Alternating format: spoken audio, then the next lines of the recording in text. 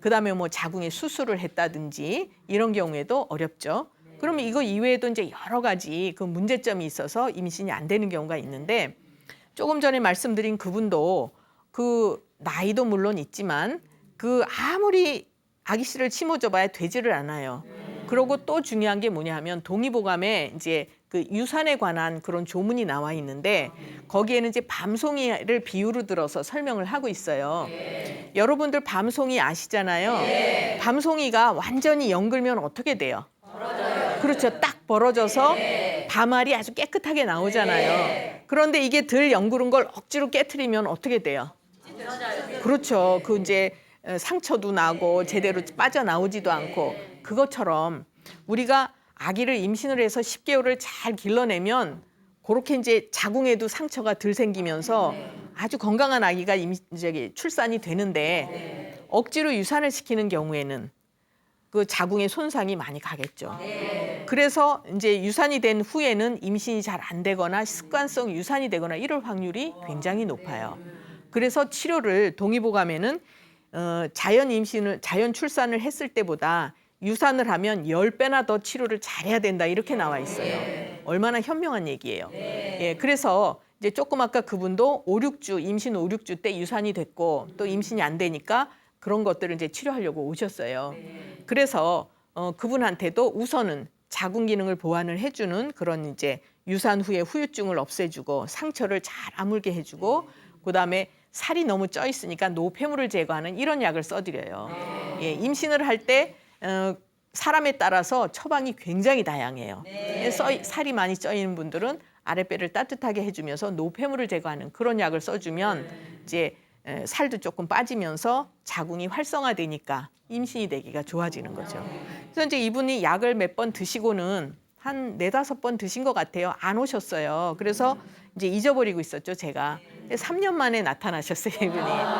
아기를 이미 출산을 하시고. 그러니까 이제 그때 약을 드시고 자연 임신이 된 거예요. 그래서 아기를 하나 낳고 근데 이제 문제는 이분이 그 임신 중독증이 심하셨대요, 막판에. 그래가지고 31주 만에 제왕절개를 하고 이제 수술을 하셨어요. 얼마나 안타까워요. 그래서 임신 중독증 한약 드셨으면 좋아지셨을 텐데 그렇게 말씀을 드렸더니 이분도 임신 중에 한약 드시는지 몰랐대요. 그런 분들이 의외로 많아요. 근데 임신 중에 드실 수 있는 약이 굉장히 다양하게 많아요. 그리고 이것도 제가 처음에 말씀드렸듯이 이미 경험을 다 거쳐서 이제 처방을 이렇게 증명이 된 그런 처방들이 동의보감에 있기 때문에 임신 중에 드시면 굉장히 좋죠. 이제 그래서 이분도 이제 그런 거를 몰랐으니까 아기가 31주 만에 세상 밖에 나왔으니까 이 아기는 여물지를 못해서 나왔잖아요. 그러니까 얼마나 약하겠어요. 1년 내내 감기 걸리고 이렇게 좀 먹지도 잘 않고 성장도 좋지 않고 그러고 있어요. 근데 이제 이분이 오신 이유는 2번째 아기를 임신을 하고 싶은데 임신이 이제 잘 안 되니까 또 오신 건데 진찰을 해보니까요. 첫 번째 오셨을 때보다 훨씬 더 몸이 안 좋으신 거예요. 왜 안 좋으실까요? 예, 제왕절개도 하셨죠. 그다음에 산후조리가 안 된 거예요. 여자분들은 이 자리에 계신 분도 다 겪어보셔서 아시겠지만 산후조리 굉장히 중요하잖아요. 우리가 아기를 낳고 나서 바로 그걸 조절을 해주셔야 나중에 문제가 안 생기는 거고 여자분들이 산후에 얻은 병은 평생 가요. 몸이 조금만 안 좋으면 그때 또 뭐 어떤 분들은 아기 난 산딸의 몸이 안 좋다 이런 분도 계시고 그건 그만큼 중요한 거거든요. 그래서 이분은 이제 아기 놓고 산후조리도 안 됐지 또 제왕절개 했으니까 그것도 마무리가 안 됐지 이러시니까 더 안 좋으신 데다가 전에는 안 그러셨는데 굉장히 진맥을 하는데 긴장을 하고 막 가슴이 두근거린다 그러고 그래요. 보니까 갑상선 기능 항진으로 호르몬제를 드시고 계세요. 그리고 이제 특히 병원에 오면은 마음이 안정이 안 된대요. 불안하고 초조하고 막 이렇게. 그러니까 이분은 이제 심리적으로도 그렇고 그러면 제가 아까 자궁은 굉장히 예민한 곳이라 그랬잖아요. 자궁이 안정이 안 돼도 이렇게 심리적으로 문제가 많이 와요. 그래서 이제 진찰을 쭉 하고는 그다음에 소화기도 굉장히 안 좋아져서 역류성 식도염도 있죠. 그러니까 트림하고 원래도 소화기가 좋지 않은 분인데 그래서 이제 그분도 거기에 맞게 쭉 이제 보완을 해드렸어요.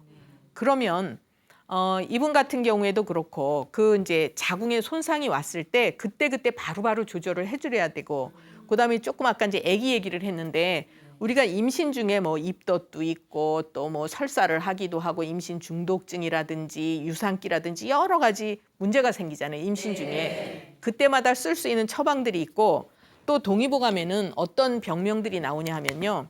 아들 자자를 쓴 병명들이 많이 나와요. 예. 제가 이제 약자로 그냥 빨리 쓸게요. 자종, 자수, 뭐 자림 이렇게 이제 쭉 많아요. 이건 무슨 얘기냐면 임신 중에 임신부가 불편한 거는 아기가 불편하다는 얘기예요. 그래서 아기가 불편하기 때문에 자꾸 사인을 보내는 거예요. 나 좀 봐달라고 편안하게 해달라고. 그래서 이분이 임신 중독증이 온 거는 아기가 편치가 않고 자꾸 이렇게 푸석푸석 붓는 거라 그럴 때 쓰는 처방이 있는 거예요. 임신부들한테만 쓰는. 그래서 이제 그건 자종이라고 해요. 임신 중독 이렇게 붓고 그러는 거. 그러니까 그때 조절이 안 돼서 그 이후에 이제 여러 가지 문제가 오는 거죠. 뭐 임신 당뇨도 있고 고혈압도 있고 그런 걸로 다 조절을 해주면 굉장히 좋아지는 거죠. 그래서 임신을 했을 때는 아기와 태아가 한 몸이에요. 그러니까 같이 치료를 해줘야 돼요. 근데 모르는 분들은 임신 중에 먹을 약 없어. 그러면서 고생들을 하시거든요.